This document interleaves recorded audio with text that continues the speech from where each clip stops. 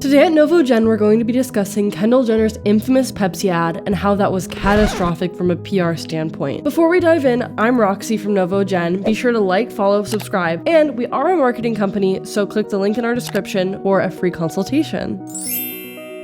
Kendall Jenner's infamous Pepsi ad is kind of a tutorial on how not to do a PR campaign. From the outsider's perspective, the ad is very racially insensitive and makes the viewer wonder how this even got approved. This ad was released during a prominent time throughout the Black Lives Matter movement, which made it even more tone deaf. In this ad, if you haven't seen it, it depicts Kendall Jenner kind of stopping a protest by making peace with a police officer by handing a Pepsi can. That's something so unrealistic and seemed to almost make light of the protests that were going on and showcase white privilege in a way that was not being helpful. On another hand, besides the racial insensitivity, this isn't authentic to Kendall Jenner. She's not known for drinking Pepsi, she's not known for consuming sugar, she's not known for eating bad, so this lacked with Pepsi's target audience. It also perpetuated privilege and entitlement, which just was not good from a PR standpoint.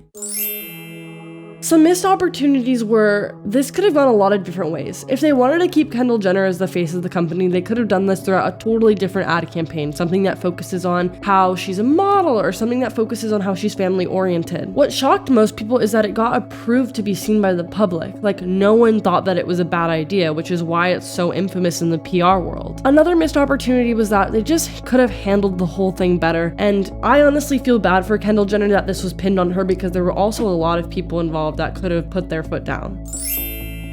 What I hope Pepsi learned and what I learned from a PR standpoint is that cultural sensitivity is so important throughout PR. Also, I think it's really important to get things tested, run by higher ups, because letting something this insensitive get passed out to the media is detrimental to a brand. I hope this also teaches clients to really understand the material they're signing on to, because if Kendall did a lot more research or maybe asked for a few people's opinions, she could have avoided this backlash and this kind of PR catastrophe. From an audience perspective, I think what we learn in the PR world is that your audience matters. Your target demographic, you want to be able to relate with and connect with and have them feel inspired by your message. They definitely missed the mark with this campaign, but I hope that taught them what their audience is looking for in the future.